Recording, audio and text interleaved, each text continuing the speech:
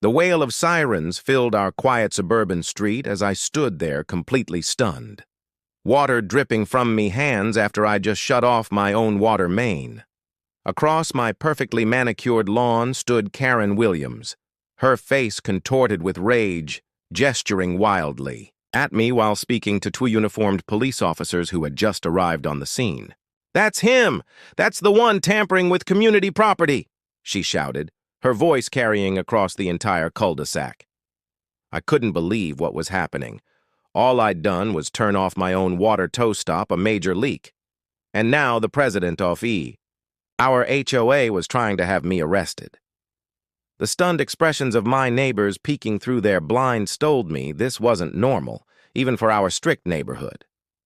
I'd moved into Sunrest Estates just 3 months ago, attracted by the well-maintained properties and quiet atmosphere. What the realtor had conveniently downplayed was the iron grip of the Homeowners Association led by Karen Williams, a woman in her 50s with a perfectly styled blonde bob and an ever-present clipboard. Within my first week, I'd received my first violation, notice for leaving my trash can visible from the street 2 hours longer than permitted. The notice came with a $50 fine and was signed with a flourishing signature. Karen Williams, HOA President. Over the following weeks, the notices continued. My grass was half an inch too tall. My mailbox needed repainting. The color of my garden hose was not in alignment with community aesthetic standards. Each violation came with increasing fines and increasingly condescending notes. I tried to fly under the radar, fixing each issue promptly and avoiding confrontation. My neighbors warned me in hushed tones about Karen's reign of terror, how she'd measure grass with a ruler, photograph cars parked in driveways for more than 48 hours, and conduct surprise inspections of backyards when homeowners were at work. Most people just paid the fines and complied with her demands. It seemed easier than fighting against the complex bylaws she wielded like a weapon. But everything changed yesterday when I discovered a significant water leak under my kitchen sink that had begun spreading to my hardwood floors. After shutting off the water under the sink, I called several plumbers. But being a Sunday afternoon, the earliest anyone could come was the next morning. The leak was worsening and water was beginning to seep through to my basement. I needed to shut off the main water valve to my house immediately. I grabbed my toolbox and headed outside to the water main access point near the edge of my front yard. I had just managed to locate and turn the valve when I heard the sharp click of heels on pavement rapidly approaching. "Excuse me. What do you think you're doing?" Karen's voice cut through the peaceful afternoon like a knife.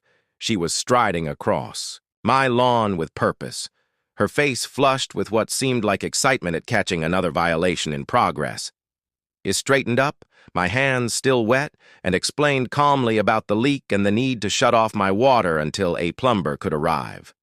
Karen's eyes narrowed as she pulled out her phone and began recording me. "This is a restricted utility access zone. Homeowners are not permitted to tamper with community infrastructure without proper authorization and supervision by the HOA committee," she stated with rehearsed authority. I tried to reason with her, explaining that this was my own water shut off, affecting only my house and that I was preventing water damage. "It's literally what these valves are designed for," I added, trying to keep my voice level despite my growing frustration. Karen wasn't listening. She was already typing furiously on her phone with one hand while continuing to record me with the other. "I'm documenting this violation. Section 7, Paragraph 4 of the Sunrest Estates bylaws clearly states that all utility access points, even those servicing individual homes, fall under HOA jurisdiction," she declared with smug satisfaction. When I asked to see this specific bylaw, Karen's face flushed deeper. "I'm calling this in as a felony tampering with essential services," she announced, pressing her phone to her ear. I thought she was bluffing, calling the HOA emergency linear or something similar. To my absolute shock, I heard her clearly state, "Yes, I need to report a crime in progress. This is Karen Williams, president of the Sunrest Estates, HOA. I have a resident vandalizing." community property, and tampering with water infrastructure. Please send officers immediately. He could cut off water to the entire neighborhood. I stood there in disbelief as Karen continued embellishing her story to the 911 dispatcher, describing me as agitated, possibly intoxicated, and destroying property with tools. When she claimed I had threatened her, I finally spoke up loudly enough for the dispatcher to hear.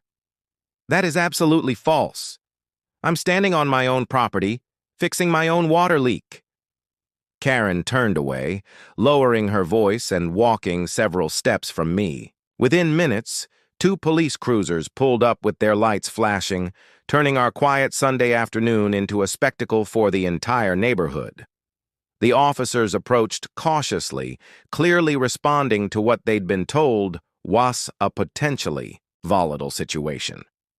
Karen immediately rushed toward them, pointing at me dramatically. That's him. He's tampering with our water system and threatened me when I tried to stop him. One officer approached me while his partner spoke with Karen. I set my tools down slowly and explained the situation. The leak, the emergency shutoff, and Karen's bizarre reaction. The officer asked for identification and proof that I lived at the address, which it provided. What happened next changed everything. The officer examining my water main looked up with a puzzled expression. Sir, this is clearly a single residence shut-off valve. It only affects your home. He turned to his partner, who was still listening to Karen's increasingly animated descriptions of my criminal behavior. The second officer excused himself and came over to inspect the water main himself. Ma'am, he called to Karen, could you come over here, please?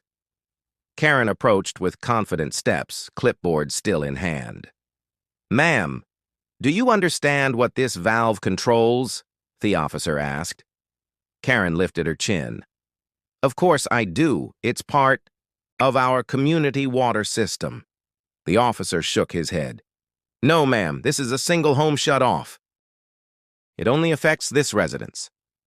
Did you tell our dispatcher this person was tampering with the neighborhood's water supply? Karen's expression faltered for just a moment before she recovered.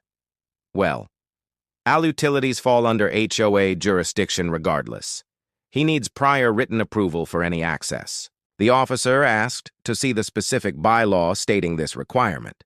While Karen fumbled through her clipboard and phone, the first officer pulled me aside. Sir, you're well within your rights to shut off your own water in an emergency. There's no issue here on your end.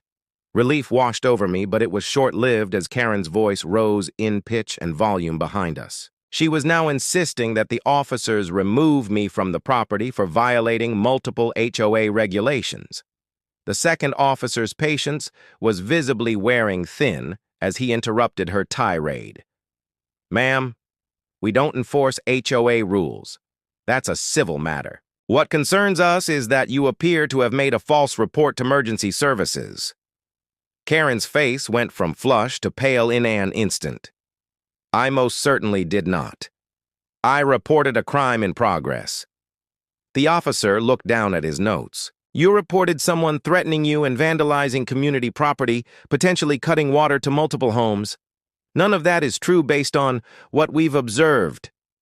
Karen's voice rose even higher as she insisted she felt threatened by my aggressive tool-wielding, and that the HOA bylaws gave her authority to determine what constituted community property. The officers exchanged a look I couldn't quite interpret before the second officer said firmly, Ma'am, I need you to lower your voice and calm down. Making false reports to emergency services is a serious offense. It diverts resources from genuine emergencies. Karen seemed unable to process that she was the one now in trouble. She pointed her finger at the officer's chest and said with shocking entitlement, Do you know who I am? I want your badge number immediately. I'll be calling your supervisor about this completely unprofessional treatment. That's when everything truly fell apart for Karen. The officer stepped back and said, Ma'am, I'm citing you for filing a false police report, and I need to see your ID. Karen refused. turning to walk away while saying she was late for an important meeting.